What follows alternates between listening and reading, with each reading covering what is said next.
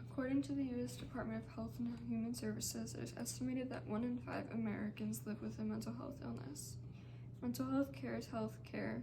It should be available and accessible, free or low cost to all Americans. Here we will review mental health statistics and some barriers to receiving care, stressing the importance of why mental health services should be free or low cost and available to all who need it. Here's a quick video.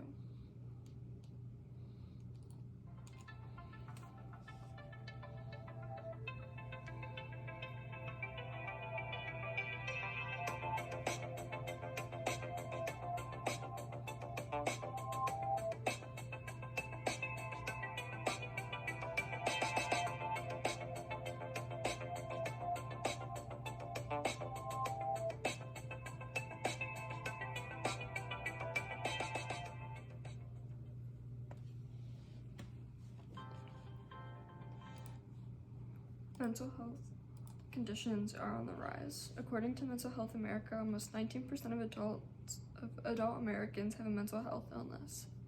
Further, the U.S. Department of Health and Human Services states that those who are 18 to 25 have the highest prevalence of mental health illness at 33% compared to other ages, including those between 26 to 49 and over 50.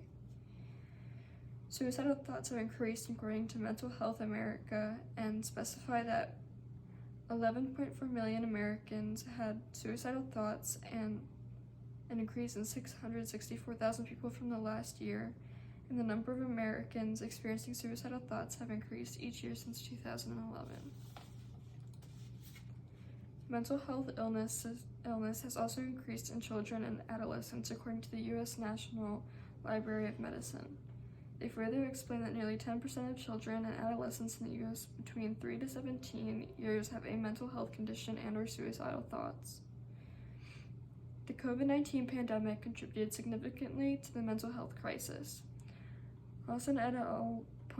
Points out that several factors related to the pandemic, including that quarantine and isolation, severely impacted the mental health of individuals.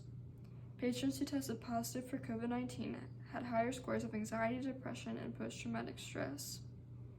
Healthcare professionals' mental health issues also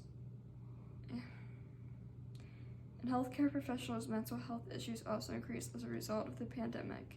They were 1.4 times more likely to experience fear and twice as likely to have anxiety and depression compared to non-clinical staff. Now that we have a better understanding of what the mental health crisis in the United States, let's look at some of the barriers to receiving care in this country. There is a significant lack of access to mental health care services across the country. There are not enough providers to treat people in need. According to Modi et al., less than a third of the U.S. lives in an area where there are not enough psychiatrists and other mental health professionals to treat patients. There are a long wait to receive care even when care is accessible. The National Council for Mental Well-Being says face-to-face care is more important with mental health compared to some other specialties. 38% of Americans had to wait longer than a week to receive care or drive more than an hour to see a provider. Telehealth services show promise in breaking down barriers to access. Telehealth is an option for most healthcare services, which has increased in use since the pandemic and is a great alternative to face-to-face treatment. Although this is a good solution, not all have equitable access, including those in rural areas with limited connectivity and those in poor and underserved communities who may not have the advantages of leveraging such technology. Lack of access is just one challenge. Next, we'll review one more. Health insurance does not always cover mental health treatment or inequitably covers treatment. Despite federal law, insurance continues to be a barrier receiving care. For example, Woodson points out that the Mental Health Parity and Addiction Equity Act that Congress passed in 2000 was supposed to prevent this challenge by equalizing treatment of minds and bodies. This is a step in the right direction, but the situation is not improving and only worsening. He also recognized that some initiatives have been launched to counteract the challenges with commercial and government payers, including that the Biden administration has recognized the importance of mental health and the crisis and launched the 988 Suicide and Crisis Hotline. Millions of dollars have been given to training and incentives for clinicians in rural areas and underserved communities. They have invested in research and funding wellness programs to reduce healthcare worker burnout. Although some initiatives are in place to help address the crisis, there's more work to be done.